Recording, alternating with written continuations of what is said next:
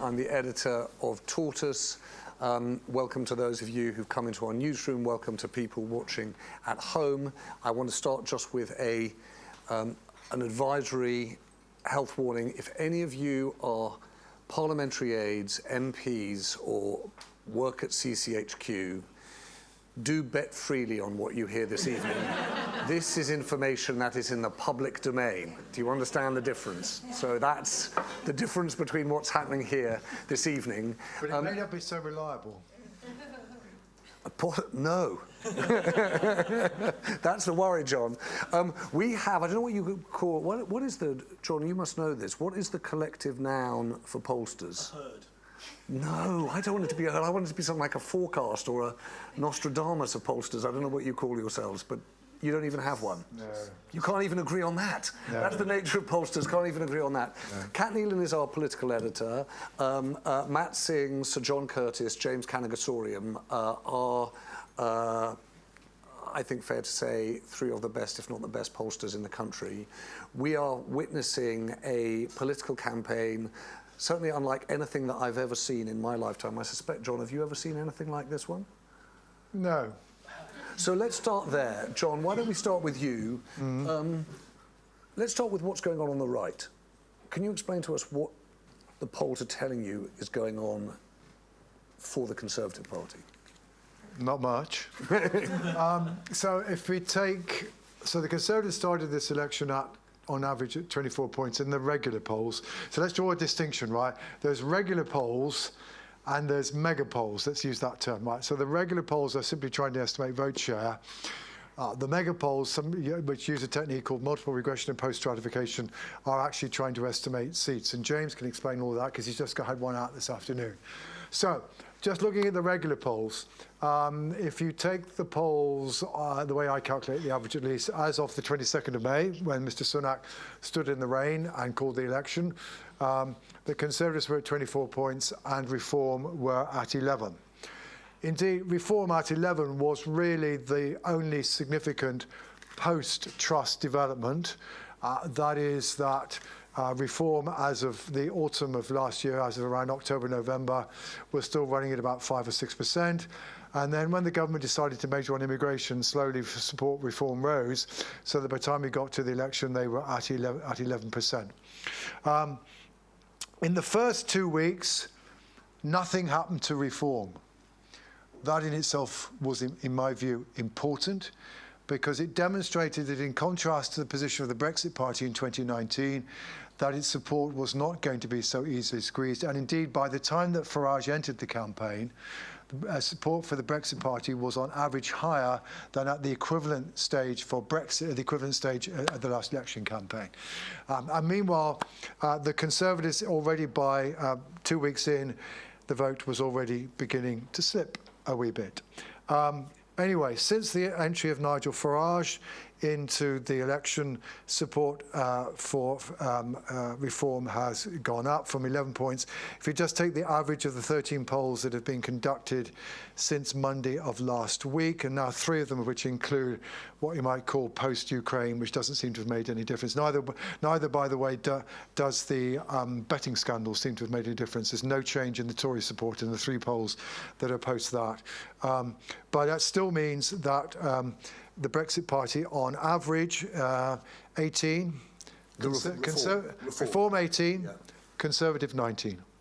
So we're on average at least, and there is variation around this, and I think, James, it's fair to say that Reform haven't typically done as well in the MRP polls as they have in the others, but one of the problems there is that the MRP polls, the fieldwork takes a longer period, so they may be somewhat behind, but that basically, put it like this, given, I mean, if this is, I'm going to talk like James now.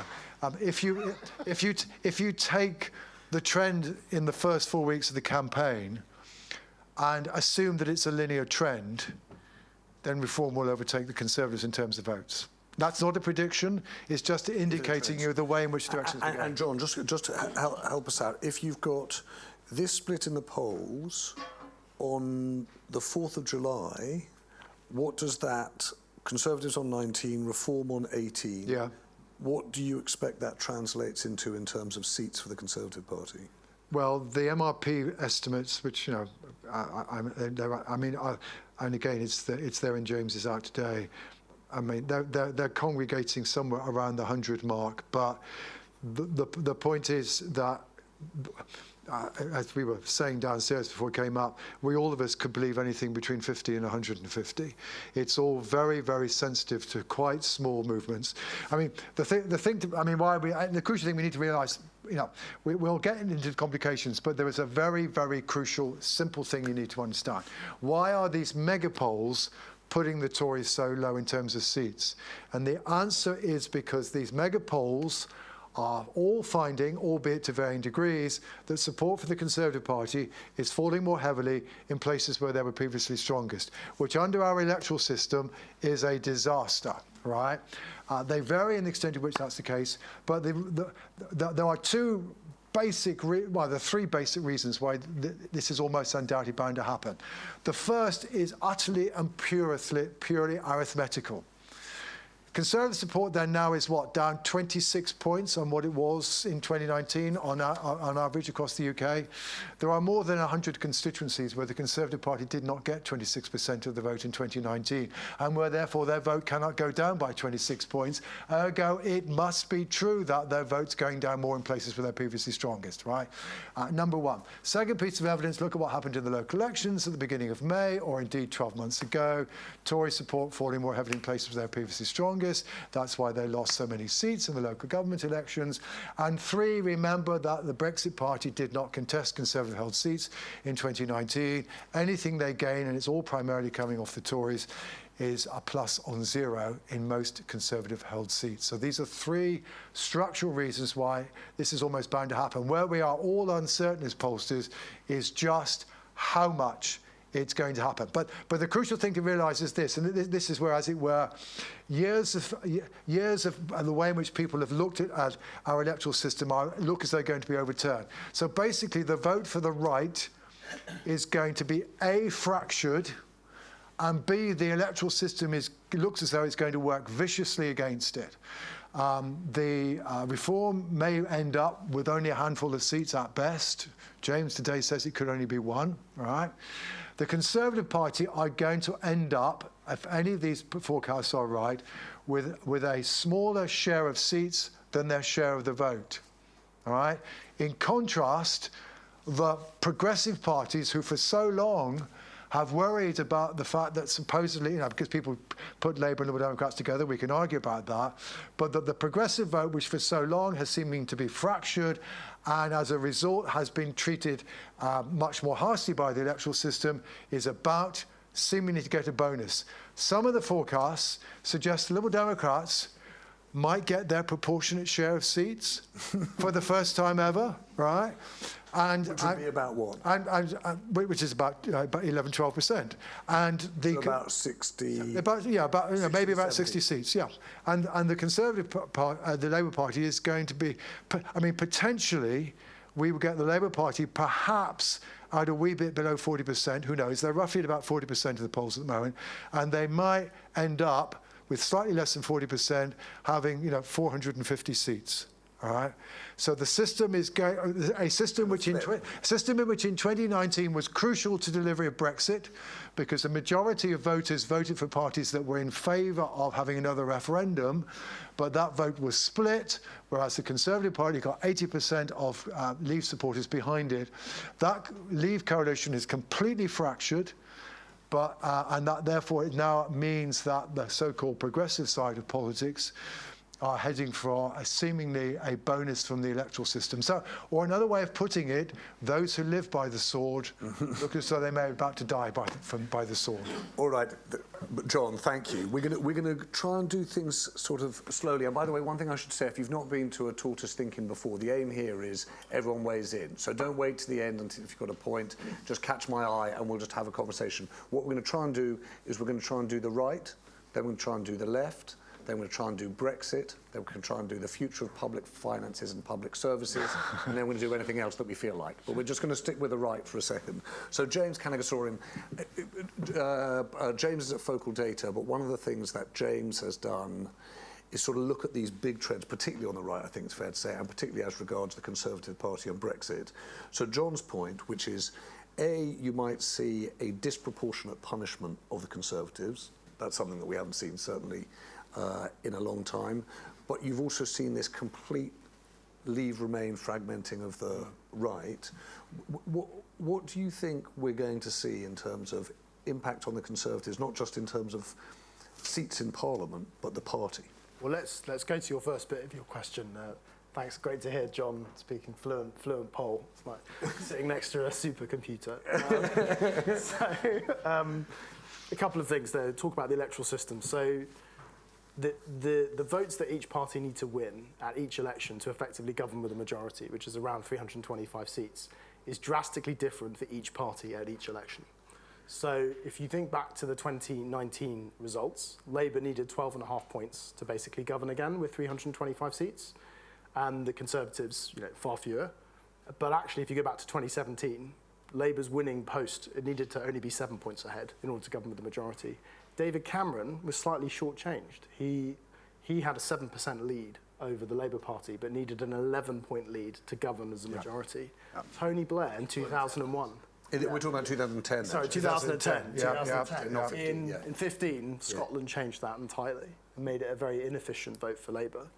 But roll back a little bit and away from the numbers to say Tony Blair in 2001. Tony Blair could have governed the country with a majority. A majority means that usually you're at 80 seats ahead of the opposition if he had been 3 points behind the Conservatives back then. Yep. So the winning margin of victory, like the first past the post system, is a bit of a random number generator, to be honest, in terms of the winning post. And actually, it's a lot of people who grew up on 80s politics, generally in the 80s, you needed about 5 points to win an election. You need to be 5 points ahead, basically. And then since then, the whole thing has gone through massive distortions. Why?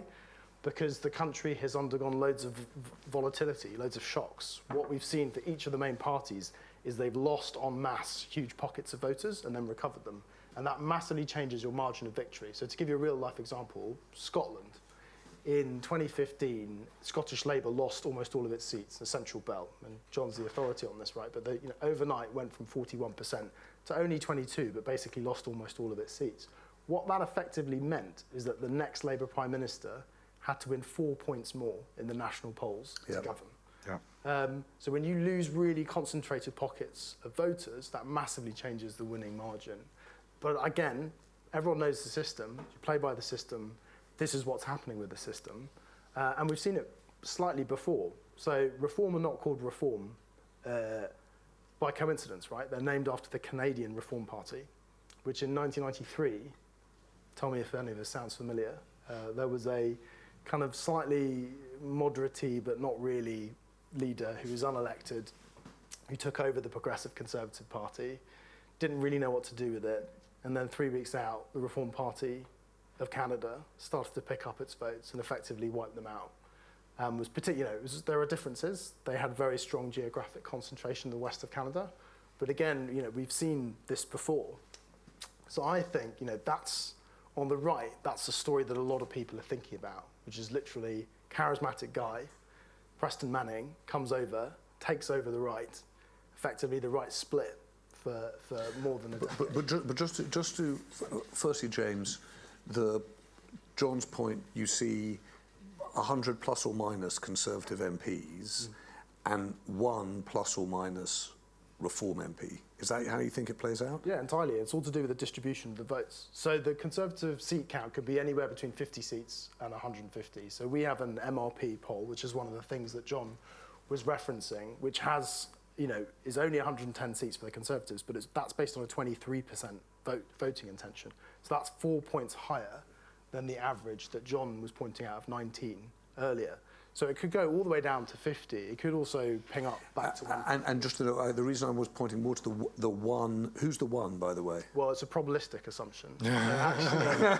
Exactly. What you do is you collect the probabilities of any party winning every seat, and then you add them all together, which is how John's exit poll actually works. Yeah, you should never, ever look at individual seats. You should be looking at probabilities. Which is obviously everyone does exactly the opposite, because it makes for great copy. But look, Which is why I think I was looking at your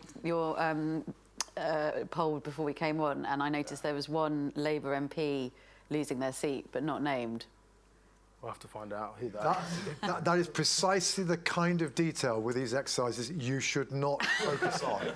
So, but hold on. Well, you've got them on 450. Of course I want to know who's the one that's losing. Can we just though? I just want to just stick for a second though with what you're saying about the right, because I don't think that's going to be the thing we're talking about for months and years to come.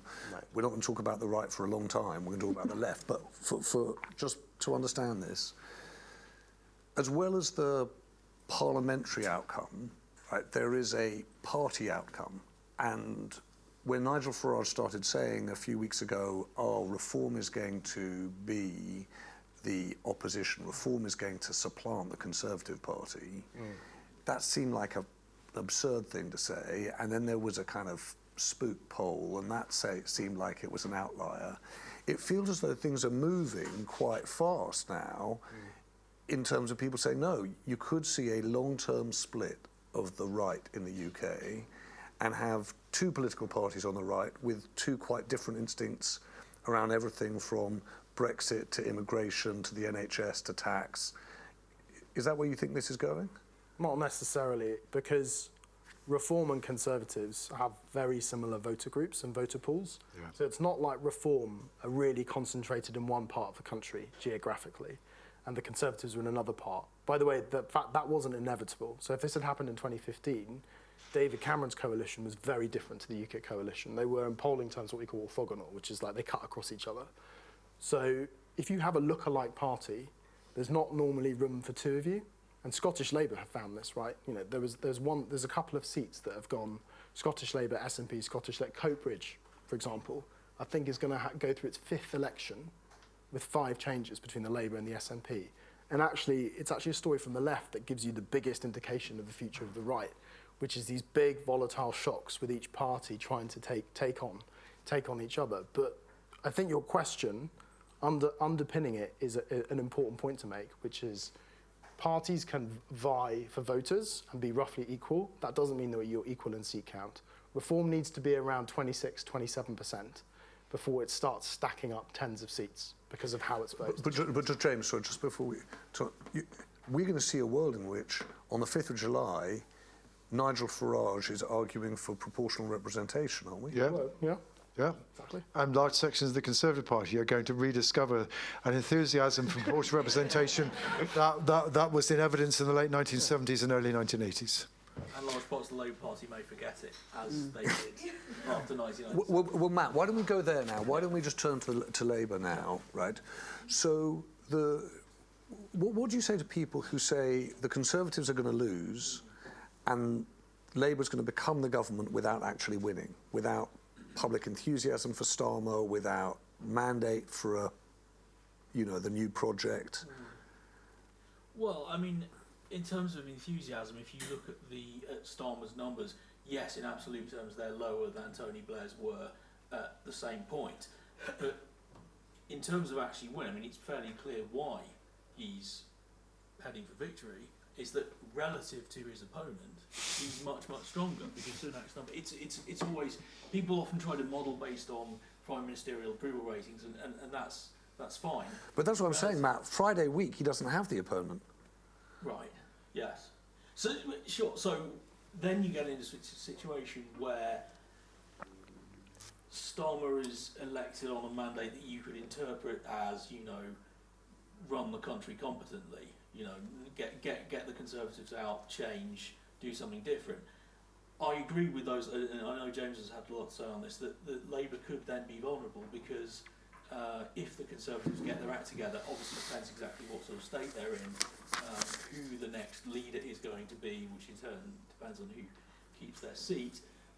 But Labour could be vulnerable, and not just from the Conservatives, they could be vulnerable in a variety of directions because they will have a lot of seats, they will have a vote share that has become very, very efficient, as we say, which when it's high, great, but as soon as support drops, which in mid-term polls, by-elections, local elections, so on, it will do, then suddenly quite a few of this vast number of new Labour MPs we're expecting are going to start getting a bit nervous. So it will certainly be something to watch.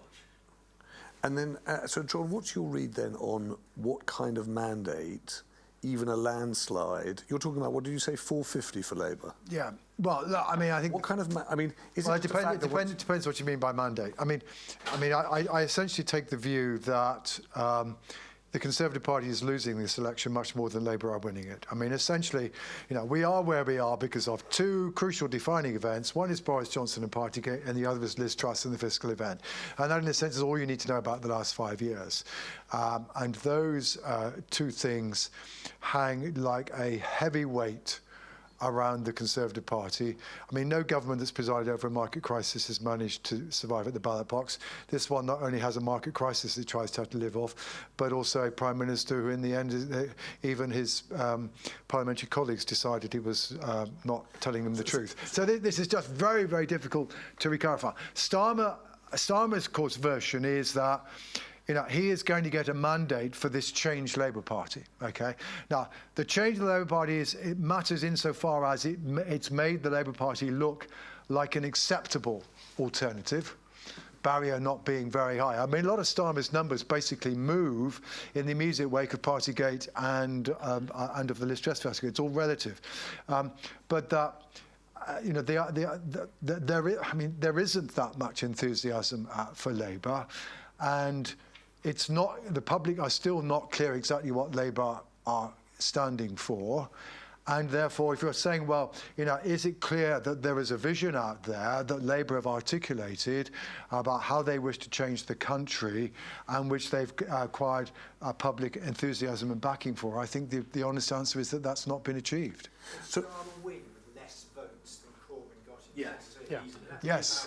Yes, indeed. Yes, indeed. If you really want to embarrass, I mean, I've done that on numerous occasions in local elections, pointing out that they hadn't done as well as Jeremy Corbyn had done. And if you really want to upset them, I mean, the other one you can do, by the way, about this. Is that a turnout? That's the assumption. No. Share of the vote. Share of the vote. Share of the vote.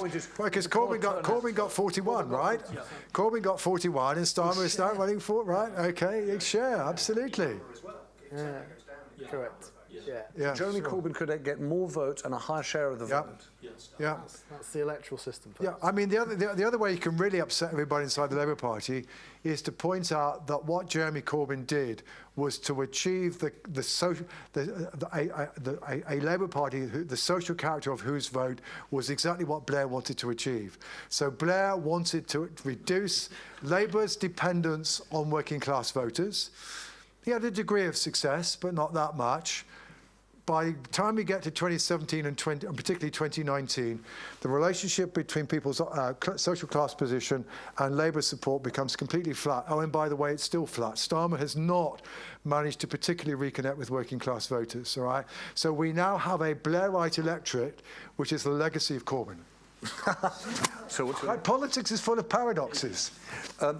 Kat, let's open this up. So what's your name, sorry? Chris. So I want to hear from his. I want to just hear from Kat. Just one thing first. So if you take what John and Matt James are saying, you're going to wake up on Friday week and you'll have a 450. I'm waking up. No, exactly. You're going to not go to bed and then look at the world and go, okay, I'm reporting a House of Commons that has 450 odd Labour MPs. Broadly, I don't need to call the Conservatives anymore. They don't matter. But I've got a 450-person Labour Party in which I can't work out how this works because presumably Keir Starmer's got sort of a massive HR problem. He's got 200 people on his back benches to whom he just cannot find a job or a prospect of promotion. Well, I mean, this is part of the reason why they've been so rigorous about their selections process. I mean, I think it probably started from a point of where they were expecting to have a slim majority and therefore they needed it to be people who were not particularly rebellious so that they didn't have a risk of as we have seen repeatedly with the Conservative Party, this kind of, threats of sort of voting down bills and so on. But it's also not unhelpful that they will have people who they have effectively filtered out as being broadly of their worldview. It's not all necessarily Starmerites. There are a few different tribes that are already kind of forming. Some of the other shadow cabinet members have definitely had allies involved in some of the selection process, and therefore I think that there are kind of tribes that are being built within the shadow cabinet, or within the candidates. So kind of some of the junior backbenchers that we were expecting will enter have friends in high places that they might want to support for future leadership ambitions. And of course, you know, some of the people that are going in have been in and around the Labour machinery for a while yet, so they're not completely new. But that said, yeah, I am basically tossing out my contacts book on Thursday next week and starting again. I mean, but it's sort of not that dissimilar to 2019. It's on a grander scale, but of course 2019 there was a big churn then as well. Yeah, Lots 1997. 97. Well, I was not in the lobby at 97. Views and thoughts? Anyone want to... Sir, yes. Yeah. Thanks. Thank you, Lily. Paul, thank you very much. A couple of quite distinct questions that have come up, sort of off things that have just been mentioned. First is turnout, which was very briefly mentioned a minute ago. What does the panel think the turnout percentage will be at the election? As an amateur observer of these things, it always strikes me as interesting that polling is sort of very good at predicting turnout in the immediate after election. And the second thing of the point about the Parliamentary Labour Party, I suppose, would be the paradox that, as I think has already been hinted at, that precisely because the PLP will be so full of, professional people on the make, that it is precisely those sorts of people who are likely to be, in contrast to left-wing headbangers, are the ones who are not, who are going to be very frustrated when they don't get junior ministerial appointments or PPS appointments, or whatever. And so presumably in the next few years, they're the people who are really going to be impatient and very frustrated. And I wonder what the panel think the implications will be for party management. The other interesting thing is also the return of former ministers and senior people who are coming back, who I was speaking to some people over the weekend, and I think there's already some noses out of joint about, the assumption that some of these people will come back having effectively left Westminster for the sort of painful years in opposition to kind of, Painful years on the back benches. Exactly, and now they're going to come back and maybe they're going to be handed something. So I think there will be some... Douglas Alexander for Foreign Secretary, question mark? Well, that might come up. Douglas Alexander. Tell us what you really think. It's hard to imagine that, isn't it? It's hard to imagine that you change that team, having been... If you're Keir There's Starmer, definitely conversations happening already. Are there? Yeah. Well, and also because I know that we're not talking about specific seats, but at least one shadow cabinet minister is highly at risk. At least one. Bristol Central. Oh, I see, yes. Yeah. So if she doesn't, if Thangham loses, or if Shabana Mahmood loses, then that means there will have to be a reshuffle, even if he doesn't want to have one, which is not to say he doesn't. I'm so sorry, what's your name? Tane. So James, why don't you do turnout? And John, why don't you do a difficult Labour majority? James, why don't you go first? Do you have a sense of what turnout will be? My sense is it will be lower than the last election. So if you think back to 1997, it's amazing how the stories people tell them kind of become aspic, basically. And the key thing about 1997 is that turnout went down. John Major in 1992 was the greatest election vote getter this country has seen. Again, another fact forgotten. And actually a lot of that super majority, or that, which is a horrible term, otherwise known as a landslide, was a function of lots of Conservatives sitting at home and not voting, and then a little Eurosceptic party called the Referendum Party popping up and getting kind of 2%. My instinct is that turnout will go down, probably not by much, but probably down towards the kind of mid-60s.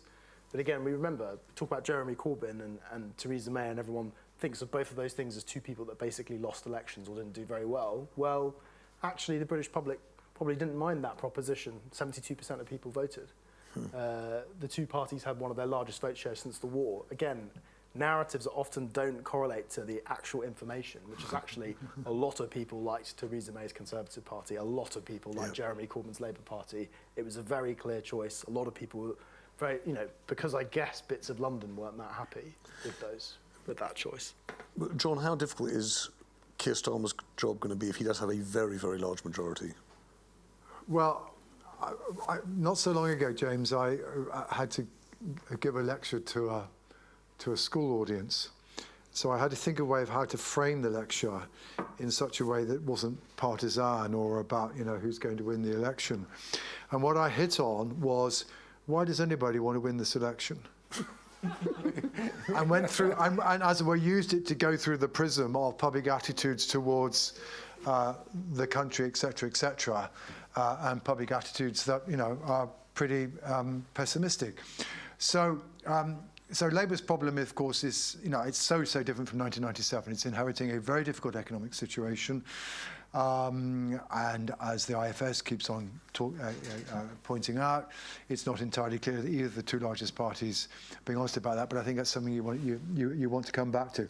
So there has to be, so Labour in a sense face two obvious risks. One is, Starmer will have a tremendous authority for a while, unless and until his party starts falling behind in the polls. And then the problem with the large majority is there's an awful lot of people who go, hang on, yes, I'm going to lose my seat, right? And so I could do a better job than you. Exactly. And particularly when you've got a very large majority, you are even more vulnerable because you've got more people who may well lose out. Particularly, as we're all saying, Labour may end up with a lot of seats, many of which are going to be won by relatively small margins, which is kind of another way of talking about the efficiency of the vote. So that's problem nine. Now, then you have to ask yourself, well, what is the probability that Labour are going to be unpopular not that long after this election? Well, it depends a little bit on your views about the prospects for economic growth, et cetera. But there clearly is a risk that after 12 months, the Labour Party have not really succeeded in generating much more in the way of economic growth, that they've had to increase taxes quite substantially, even if they have managed to avoid the ones they said they've not said they would increase, and that the public services are still no better and living standards are still not improving dramatically. And at some point, given if I'm right in saying the public are essentially voting for Labour in the hope and expectation they can't possibly make the same mess as the current lot, if it looks as though they're not able to recover from the mess of the current lot, then retribution may come relatively quickly. And so the risk is you've got a party that is already potentially vulnerable to reverse of fortune, but the probability that they will suffer reverse of fortune, shall we say, is markedly greater than zero, albeit clearly less than 100. So let's talk about the two referendums, one at a time. Brexit and Scotland, right? Brexit. Where are we, James, what's your read on where we are as a country now in terms of the European Union? The country regrets voting for Brexit. So depending on the framing that's used, because of course we don't have remain and leave now, we have kind of rejoin and stay out. But the polls kind of range from between 55-45 for rejoining to in some cases 60-40. But, and here's the thing, I worked on the Remain campaign. Actually, I worked on both of those referendums, and the latter was a bit more scarring than the former. But the key thing here is on what terms. And it's one of those questions, it's the Pepsi test, right? Which is an advertiser, you can say after 5 seconds, oh, this looks great. And then 3 minutes into the conversation, people go, not so sure. And the key thing here, I think, about the rejoin, the kind of rejoin stay out thing is, on a surface level, it looks like Brexit is done, which it is. It also looks like most people want to, in some format, have a closer relationship with Europe, definitely. But an actual contractual rejoining the European Union on the terms that would be required, I think in terms of the research that we do, the more facts you put in, the more kind of conditions you put in, you can see those kind of support ebbing to kind of 50. And we did it, and we got 52-48. 52-48, rejoin, stay out. And I think we're still not quite in that next generation for having a look at it. But can I just ask you, actually, John, but actually for everyone, if let's say you go to Keir Starmer and you say, look, the numbers are 55-45, 60-40, somewhere in that range in terms of rejoin, stay out. You say, the reality is you want growth. Everyone seems to say that if you want growth, you need to have some kind of step towards a more functional trading relationship with the European Union. What about this? All the European leaders are coming on July the 18th to Blenheim for the European Political Community meeting. What happens if you give a speech that says, we're not going to rejoin the customs union, but like Turkey, Switzerland, Norway, we are going to establish a customs union. And we're going to do that so that we can, A, boost the economy, and in brackets, we're going to also deliver politically. Because politically, what John was saying is that the right is splintered, leave and remain, right? And in effect, the one nation Tory rump that is left is going to kind of gravitate towards the customs union, and the Reform Party is going to gravitate. It's not going to be a one nation Tory rump. It's going to be no. It's going to be a mixture. It's going to be Suella Braverman, Priti Patel, John Hayes. But isn't the case, Kat, that right now, this is the moment, if there were ever a moment to try and turn this thing around, it will be within the next 3 months, because there is a political split on the right. That means it's politically advantageous as well as potentially economically a good idea to do something that's a step back towards the EU. A third of Labour are going to win a third of Leave votes this time. So the Leave vote you mentioned. No, well, only a quarter of Labour's vote is a Leave vote. But it's going to roughly stay out vote. You've got to look at stay out, right? Stay out. Right. It's no good looking at 2016 vote, because the people who have moved to Labour who voted Leave are disproportionately people who've changed their minds. I guess that was a long way of me asking a question. Is a move towards a closer trading relationship with the EU for Labour post July the 5th good for Keir Starmer politically or not? Well, the answer to it, I think it comes out of what James was saying. James is quite right.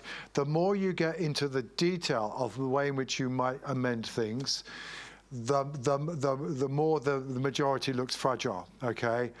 So in other words, if Labour are going to pursue this project, and assuming even the EU are willing to play ball, which is another whole story, they probably have to be willing to advocate for it. And until Labour actually openly begin to advocate for a closer relationship with the European Union, we won't really know to what extent they are able to bring their people around. Because, I mean, another way of looking where we're at, which in a sense is the opposite way from James is looking at, is to say, well, you know what? In England, at least, there is nobody advocating for the reversal of Brexit. Despite the fact there's a complete absence of queues, public opinion has shifted. So what might happen if there were to be a queue is potentially another matter. Does anyone want to raise any points about Brexit before we turn to Scotland? Is there anything on Brexit? Is no one worried about Brexit? We're happy that's gone well? One thing I'd add on this, the fragility of public opinion, though, is that don't underestimate how much people are just, or at least were, fed up of talking about it and going through the whole thing again. Turns out. Well, yes. But this whole Get Brexit Done thing originally came from a focus group. Right? Because people were fed up. Because people were fed up with the lockdown. Now, maybe that's changed since to some extent, but that's another factor. Yeah, but at the end of the day, Matt, people who say they would vote rejoin, you ask them whether they want another referendum and they say yes. Right. I mean, people's attitudes towards referendums are a consequence of what they think the substantive implications would be. And I think it's also worth bearing in mind, actually, one of the myths that Remainers used to talk about themselves is that they were the rational ones and the Leavers were the emotional ones. Well, actually, since the Brexit referendum, it's the Remainers who are the emotional ones because they're still suffering from loss. All right. And to that extent, at least, I think they are, in some respects, more committed to their side of the argument emotionally than the Brexiteers are. Yeah, no, that makes complete sense. I'm thinking more in terms of if the whole process were actually to play out, rather than simply advocating for it, if it were actually to play out, then there could be political costs associated. Oh, sure. The reason why the Labour Party won't want to get into the whole game of rejoining the European Union is they certainly won't want to have a Brexit on that subject in their face. They have seen what referendums can do to governments. So, John, can we just deal with the other referendum, Scotland? Yes. A landslide for Labour, does that make another Scottish referendum and Scottish independence more or less likely? In the short run, less likely. I mean, the thing to understand about Scotland, and this is probably the Liz Truss's signal achievement. Liz Truss's signal achievement... Single or signal? Signal, S-I-G-N-A-L, right? As well as single, right, both of them, right, is that she has taken the pressure off the union. Because it is only since the Liz Truss fiscal event, that we've been looking at the prospect of Labour overall majority. When we were in the world of the post-Partygate world, we were then in the world of Labour probably getting a hung parliament. And the realpolitik, for all this talk about a de facto referendums, all the rest of it, the realpolitik, I mean, of both proportional representation and of Scottish independence, is it's only going to happen, at least for the foreseeable future, if we end up in a hung parliament, in which B, at some point, the incumbent government does not wish to face the electorate because it's way behind in the polls, and therefore C, it has to do a deal with somebody else. You have to remember the politics of the 1974 to 79 Parliament. It was all played out there. And the problem the SNP has is that the prospect of independence referendum died with the demise of Liz Truss, because that's what got us into overall majority territory. But hold on, isn't it possible that you get 18 months from now and Labour's not delivering as you want, and you're John Swinney and you think, oh, you know what? I'm running against Labour in Scotland. Yes. You have the Holyrood elections, you know, like... Yeah, and the SNP do well. Yeah, it's perfectly conceivable. Yeah, sure, of and course. then suddenly, halfway through Keir Starmer's first term, you've got SNP success in Scotland and an argument. But he's not going to grant the referendum. No. He's just going to say no. Well, I mean, David Cameron said yes after 2011, in the belief that this would squash the independence, and it failed, because although the no side won the vote, they lost the campaign. Sorry, James. And the long-term legacy of that referendum is that support for independence, well, it ended up being much higher than it ever had been previously. It had the opposite effect of what was intended, and that's why the debate's still going on, together with the consequences of Brexit, which has also changed what the debate is about north of the border. But this is also why I don't think there's going to be another EU referendum. Yeah. Because I don't think there's going to be another EU referendum either. But I think if you have this debate about whether or not to rejoin, then SNP say, oh, hello, hang on, what about us? Like neither. Yeah, I mean, on Brexit, the party that's going to change first is the Liberal Democrats, right? The Democrats have already said they want to rejoin, albeit in a rather Augustinian fashion. But if as one anticipates, although maybe he'll hang on a bit longer if he does really well, that Ed Davey is not going to survive the next Parliament, I think there is an expectation that they will actually go with party policy, which is to rejoin. And that, again, that changes the whole politics. One of the reasons why the Labour Party has been able to adopt the silence position is because they've not been challenged on the pro-EU side of the argument. But if the Liberal Democrats were to change their position, then, I mean, it's already the case in Scotland that the Labour Party does not enjoy the level of support amongst those who want to rejoin the EU that it does south of the border, because the SNP is avowedly a pro-rejoin party. And if the Liberal Democrats change their position, then the dynamics of party competition on Brexit change quite fundamentally. Oh, interesting. Views, thoughts, questions, points? Yes? Don't worry. Does he need to win Scotland to win the election? No. That's an easy question. But he will. But he will. No, I mean, assuming the polls are at all right about what's going to happen south of the border, right? Scotland is just icing on the cake. Other thoughts, views? Yes. Given the narrative is very clearly that the Conservatives are going to lose, and no one likes to admit that they're on the losing side, how much do you factor that into the polls? And do you think that the Conservatives could benefit at least a little bit from that? Well, this whole thing about shy voters, I mean, it's something that's been looked at over many, many years. Usually when polls get it wrong, it's not because of people telling porks. I mean, there may be things like overestimating turnout. That may be a fact. But in terms of supporting a party and not wanting to... I mean, where this comes from is, so after the 1992 election, when the polls were wrong and John Major won, they found that a lot of people who were telling pollsters they were undecided ended up voting for John Major, having previously voted for Margaret Thatcher in 1987, the suspicion therefore being that they had not really been undecided, they were shy Tories. Now, yes, you do get interviewer effects if you start asking about, say, controversial social issues or really personal topics, but in terms of which party you're going to support. Particularly now the polls are self-complete. They're often conducted online, or, I mean, there are some phone polls, but when you get phone online differences, it's usually not for that reason. So I'm not aware of any pollster directly taking that into account, but it's, I mean, polls getting the national vote shares wrong is something you always have to be a bit, you know, there's always a risk of it, but that's not really the biggest risk. Just out of interest, James, do you think that there was any chance Sunak would be doing any better if he'd gone later? Yes. That's a very low bar, James.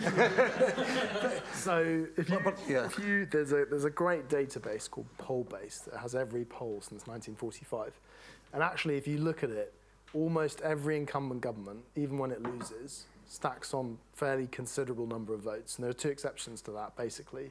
Since the war, I think 1979, Jim Callaghan referring to the unionist nationalist question that kind of led to the no confidence vote, I think it was, just before 1979.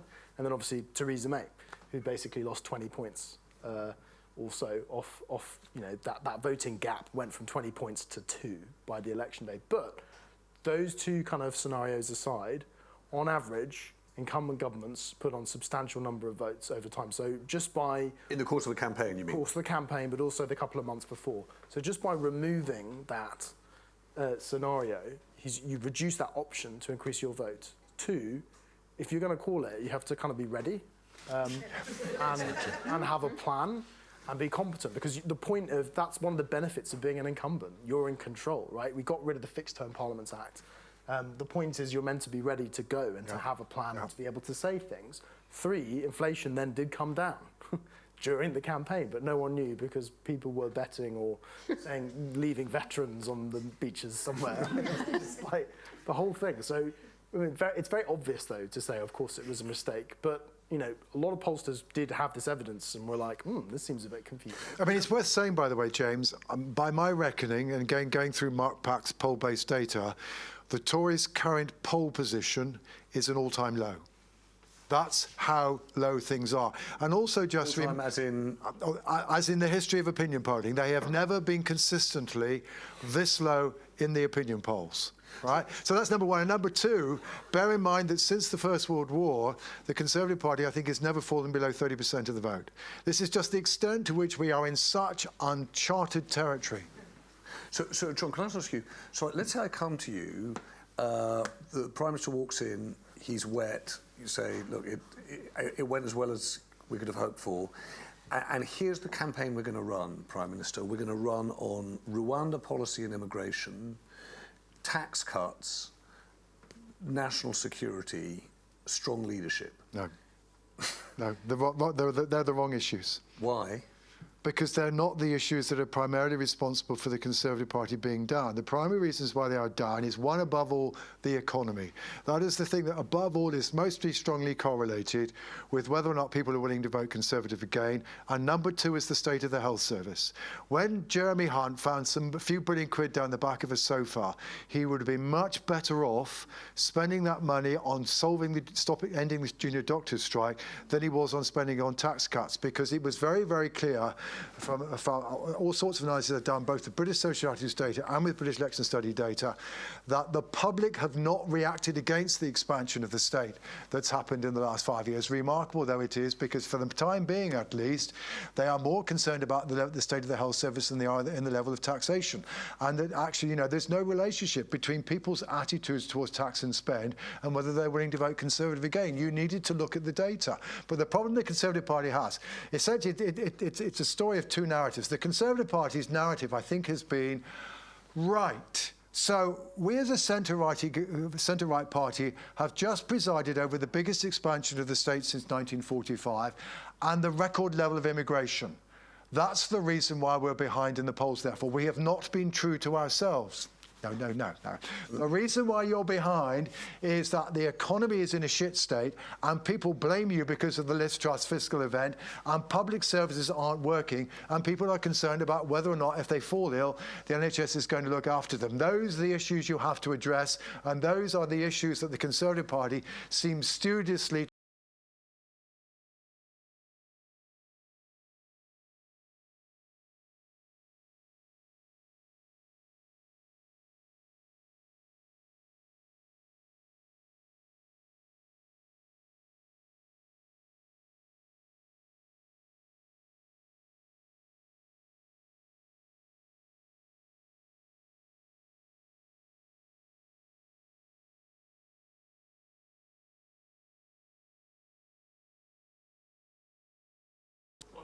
question about economy.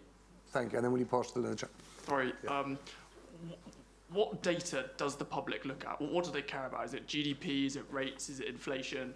Like, what actually makes a difference when it comes down to people caring that the economy's doing well and believing it? James? It's what they feel, it's not what they see. Yeah. So no one sees a graph on BBC News being like, inflation is down at 1.5%, and they're like, great. What they do is over time slowly kind of imbibe the fact that prices are going up less fast and that there's a semblance of control. It's the same with the NHS, right? You don't hear the news that waiting times are down, you feel them because of stories, contact theory, you know. Yeah. It's people really feeling the contact with the state and public services. Yeah. Or conversely, at the moment, you know about the neighbour who's had a long wait for a cancer treatment and now is perhaps got stage 4 cancer when maybe it would only been stage 2. And there's a time delay between. And I think that maybe had been part of the miscalculation. Or on the waiting. On the waiting was the idea that actually if there was good news, it just wouldn't be felt, it wouldn't go through to the real economy really quick enough. Biden's having this problem in the States, right? A lot of good numbers, approval ratings not moving so much. Hi, Luke Blacksall, University of Oxford. My question is more of a sort of a joker's, almost existential question about the polling industry, which we haven't really spoken of, about the power of the polls. There has been quite a lot of criticism in the campaign about the dominance, the frequency of opinion polls, and also, I suppose, the greater sort of amount of data that they're dominating somehow, you know, the political narrative, and we should be talking about various issues and all the rest of it. Now, this isn't really a question about whether we should ban polls or not. It's more a hypothetical extremis. If political science became so refined that we were able, maybe through daily polling, to be able to predict party vote shares within, say, hypothetically 0.1% of the reality, would there be an existential problem sort of with that if opinion polling became so powerful and so reliable? And if the answer to that is no, then at what point, you know, do opinion polls and ever greater accuracy, which we obviously would strive for as political scientists, actually become a problem? Brilliant question. But what is the problem, though? Is it that, I mean, you talk about dominating coverage, which is fair enough, although I think that's more a media thing than a polling thing. But if polls became super accurate in your time, why would that be a problem? I mean, I don't because I think I totally get Luke's point. In the world in which we live, the fact that people don't know whether the polls are exactly right means that there's room for polling to exist and for election day to exist. Yeah. If you get to a world in which the polling is so precisely accurate... Oh, that'd be a miracle. Yeah. We're in very high. But isn't that the point, Luke? Is it? That's exactly the point. If polling is absolutely accurate, then elections just become... Well, look, we know from sampling theory it's never going to be that accurate. We know from what theory? We know from sampling theory it's never going to be that accurate. Yeah. But there are two components to that question, right? The first one was the polls have dominated the conversation. Yes, maybe amongst us, maybe people here, but YouGov really, in a very meta sense, polled how many people have heard about the polls. It's 4%. Yeah. Like we're all listening. Yeah, I mean, I don't know. No, hold on. I just want you to know, James, just so you know, because I worked down the road and so did a couple of my friends at the BBC. You get hammered on this because the way in which the narrative post-election will be that the polls dominated the thinking of the media and the media therefore latched on to the reform story, thereby giving Nigel Farage and Reform more oxygen they deserved, suppressing the Conservative vote. I think you've just given the game away, James. The complaints are coming from the two parties that are losing ground during the election. Yes. Okay?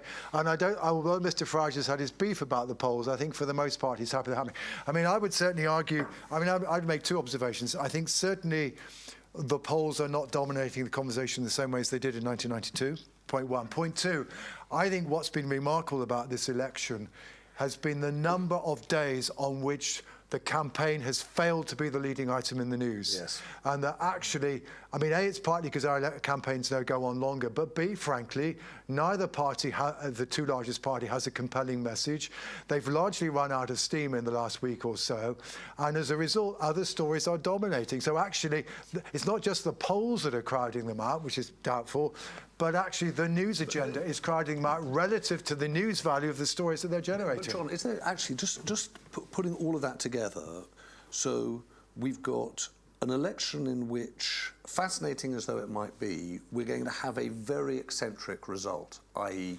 what the vote share is by comparison with the seat share. Mm-hmm. We're going to have two politicians, neither of whom have captured the imagination. No, and they're not very good at politics, yeah. Neither of whom have a message or a plan that feels as though it's of the moment. Yep.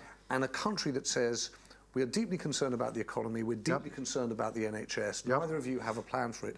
How worried are you that the sum of that is a growing distrust, dislike of democratic politics itself?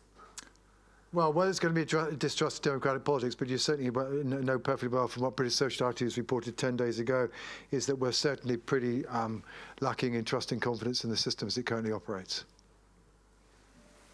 Can I just chip in there with an add-on question to James's and say, do you think that will be disproportionately felt by Reform voters who only see one MP, let's say, and therefore is that what about Greens? Problem? The Greens? They're going to get 5-6%. Yeah. As well, I think we are. But they're going to have a smaller percentage and perhaps still get an MP. They'll get an MP. No, but you could see a world. So you may see a world in which 30% of the electorate has between them fewer than 5 MPs. Maybe slightly lower, but 25% basically. 20.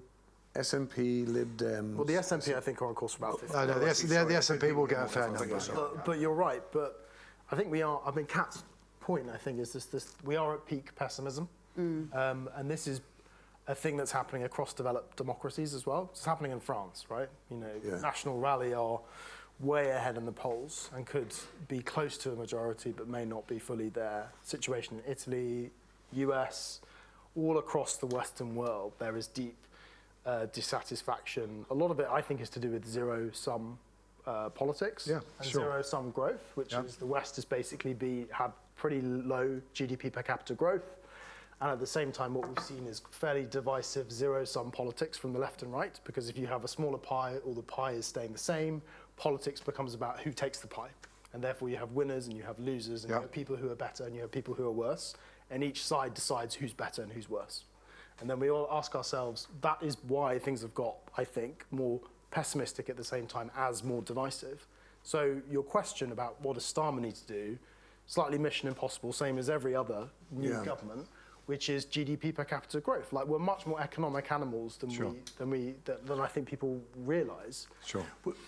All roads lead back to the global financial I'm going to bring this. I'm going to bring this to an end. So I'm going to come up with just a few very random things just at the end.